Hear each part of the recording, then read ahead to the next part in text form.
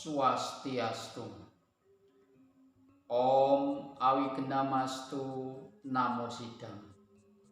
Om Anubhadra Kratawo Yantu Wiswata. Semoga segala pikiran yang baik datang dari segala arah. Sedharma yang saya muliakan dimanapun Anda berada, kembali kita berjumpa pada media ini untuk melanjutkan membaca dan memahami secara sederhana ajaran di dalam kitab Bhagavad Gita. 2 minggu lalu kita telah membaca dan memberikan pemahaman sederhana pada Adhyaya pertama sloka ke-6 dan sloka yang ke-7. Hari ini kita akan membaca kembali sloka pada kitab Bhagavad Gita, yaitu pada Adhyaya pertama sloka yang ke-8 dan yang ke-9. Bhawan Bhisma Sakarnasya Kripasa Shamitim Jaya Aswatthama Wikarnasya Somadatis Tata Iwasa Anyicca Bahawa Sura Mat Arte Tyakwa Jivita Nana Sastra Praharana Sarve Yuda Wisarada, yang maksudnya yang terhormat Paduka sendiri, Bhisma dan Karna, dan juga Mahaguru Kripa yang sama-sama jaya dalam perang. Demikian juga Aswatthama, Wikarna, dan Saumadatta Putra, perwira-perwira lain yang setia mempertaruhkan jiwa mereka untuk saya, sama-sama bersenjata lengkap dan beraneka ragam, semua ahli dalam perang kereta. Saudara sedharma yang saya muliakan, saya di sini pada sloka yang ke-8 dan ke-9 merupakan Duryudana. Di awal sloka kita menyatakan, dikatakan Raja Wajanam Abrawit, bahwa sang raja menyatakan atau mengatakan demikian. Pada sloka ini Duryudana menunjukkan kekuatan-kekuatannya yang ada pada pasukan. Bisa kita ingat lagi kekuatan-kekuatan yang telah disebutkan oleh Duryudana tadi, yaitu yang pertama adalah Bhisma selaku panglima perang, Karna, Mahaguru Kripa, Aswatthama, Wikarna, Saumadatta Putra. Dan masih banyak panglima-panglima perang atau perwira-perwira perang lainnya pada pihak Kaurawa yang dipimpin oleh Duryudana. Saudara sedharma yang saya banggakan, pada situasi perang memang di antara pasukan Pandawa maupun pasukan Kurawa saling menunjukkan kekuatannya, di mana pada sloka ke-8 dan ke-9 Adhyaya pertama ini menyebutkan kekuatan-kekuatan yang ada pada pasukan. Tentu ini bagian dari psikologi war, di mana perang psikologis antar kedua pasukan sebelum perang fisiknya terjadi.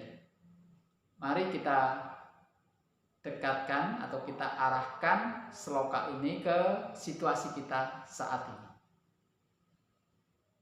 Kita masih pada masa pandemi COVID-19. Kalau pada akhir-akhir ini atau minggu-minggu ini kita dengarkan berita yang berkembang yang di media, maka berita-berita tentang penambahan penularan penyebaran COVID-19 ini sudah menurun. Kemudian program-program pemerintah untuk mencegah penyebaran COVID-19 ini juga terus dilakukan. Baik itu mengingatkan protokol kesehatan, baik itu vaksinasi, baik itu berdoa,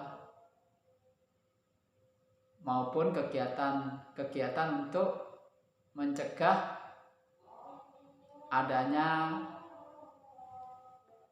pertemuan-pertemuan, interaksi sosial, mobilitas yang dikurangi dengan berbagai bentuk program pemerintah, apakah itu PPKM dan program lainnya. Tentu program-program ini harus menjadikan bagian dari kita yang ingin tetap menjaga kesehatan diri sendiri, keluarga maupun masyarakat luas. Penurunan penularan, pengurangan PPKM yang dari level 4 ke level di bawahnya 3, 2, 1 sampai aktivitas masyarakat yang tatap muka sudah diberikan. Ini merupakan bagian dari kebijakan pemerintah untuk salah satunya menghidupkan roda ekonomi masyarakat. Tentu kita selaku masyarakat juga harus tetap waspada. Karena ketika kita terlalu asik dengan kelonggaran-kelonggaran ini,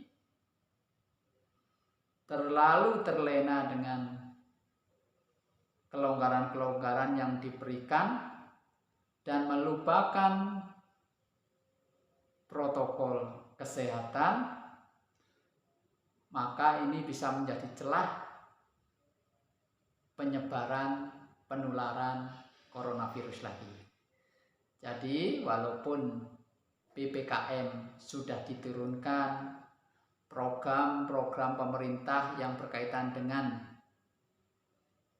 tatap muka, kegiatan ekonomi masyarakat sudah mulai dibuka, harus tetap menjadikan kita sebagai warga masyarakat untuk tetap menjaga diri, menjaga keluarga kita, dan menjaga kesehatan masyarakat luas dengan tetap mematuhi ataupun mengikuti protokol kesehatan. Seperti apa? Mari kita ingatkan kembali protokol kesehatan itu. Yang pertama, kita tetap memakai masker ketika kegiatan di luar yang berhubungan dengan lebih dari satu orang. Kemudian tetap menjaga jarak antara satu dengan yang lainnya. Yang ketiga, harus rajin mencuci tangan di air yang mengalir dengan menggunakan sabun ataupun memakai hand sanitizer. Yang keempat, kita harus tetap mengurangi mobilitas. Kalaupun kita harus menghadiri atau mengikuti suatu kegiatan, tetaplah menggunakan standar protokol kesehatan. Yang kelima, kita harus mengurangi atau menekan untuk mengikuti kegiatan yang berhubungan dengan kerumunan masyarakat. Kalaupun kita hadir di kerumunan, tentu standar protokol kesehatan ini tetap kita ikuti. Kemudian pemerintah juga telah memberikan program-program vaksinasi, baik itu yang tingkat pertama, tingkat yang kedua, maupun akan ada yang tingkat yang ketiga. Mari kita ikuti kegiatan vaksinasi ini sebagai upaya kita untuk menjaga kesehatan kita. Vaksinasi memang tidak menyembuhkan, bukan obat, tidak menyembuhkan coronavirus, tetapi adalah bagian dari pemerintah meningkatkan imunitas tubuh agar tidak mudah atau tidak gampang tertular oleh coronavirus ini. Tentu juga sebelum melakukan vaksinasi harus diikuti standar-standar atau kriteria yang wajib kita sampaikan pada petugas yang melakukan vaksinasi. Ketika petugas telah memberikan rekomendasi bahwa kita bisa divaksin, bisa mengikuti vaksin, nah, mari kita ikuti. Mari kita jadikan protokol kesehatan, vaksinasi, dan asupan gizi yang sehat, yang standar kesehatan, mari tetap kita lakukan sebagai upaya bagi kita untuk melindungi diri, mencegah badan kita atau diri kita tertular coronavirus. Di dalam agama kita mengenal yang namanya kawaca, pelindung. Nah, ini mari kita jadikan program-program protokol kesehatan, vaksinasi, doa kita, asupan gizi kita yang baik sebagai upaya-upaya untuk kita melindungi diri kita dari penyebaran coronavirus. Mari terus kita sebarluaskan informasi yang baik ini. Ini adalah bagian dari dharma kita sebagai umat, sebagai warga masyarakat, agar seluruh kehidupan kemasyarakatan kita dapat berjalan dengan baik dan kita senantiasa tetap menjaga kesehatan. Ini yang berkaitan dengan hubungannya dengan coronavirus. Jadi selaku umat kita tetap menjaga perdamaian, kerukunan antar umat Hindu, antar masyarakat luas, antar warga masyarakat di Nusantara ini. Biar sebagai umat, mari kita tetap melakukan kewajiban kita sebagai umat beragama maupun kewajiban kita sebagai warga negara. Saudara-saudara yang saya banggakan, tentu tidak banyak ulasan-ulasan. Yang lebih penting bagi kita semua adalah media ini mari kita jadikan pembelajaran untuk kita sedikit demi sedikit membaca ajaran di dalam kitab suci agama kita, memberikan pemahaman yang relevan untuk saat ini, dan tentunya ikut menyampaikan program-program pemerintah berkaitan dengan pelayanan kemasyarakatan, termasuk juga pelayanan kesehatan, bagaimana kita mengajak seluruh masyarakat untuk setia mengikuti protokol kesehatan, untuk tetap berdoa, untuk selalu juga meningkatkan diri dengan mengikuti vaksinasi yang dilakukan oleh pemerintah melalui tenaga-tenaga kesehatan yang ada di lapangan. Saudara Sedharma,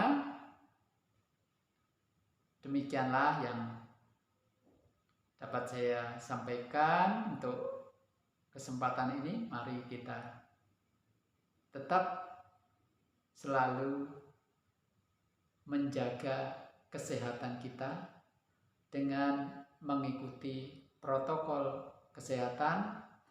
Bagi yang belum melakukan vaksinasi, silakan mengikuti vaksinasi sesuai ketentuan-ketentuan yang telah ditetapkan oleh pemerintah melalui layanan-layanan kesehatan yang ada di negara kita. Kemudian mari kita anggap bahwa semua program-program pemerintah ini, baik itu protokol kesehatan, asupan gizi yang cukup, doa, vaksinasi, adalah bagian upaya-upaya untuk membentengi diri kita, membentengi keluarga kita, membentengi masyarakat agar terhindar dari penularan coronavirus. Demikian, terima kasih atas kebersamaannya untuk mengikuti wacana ini pada channel ini. Kiranya selalu memberi manfaat bagi saudara Sedharma dan masyarakat yang berkesempatan mengikuti wacana ini melalui channel ini. Terima kasih.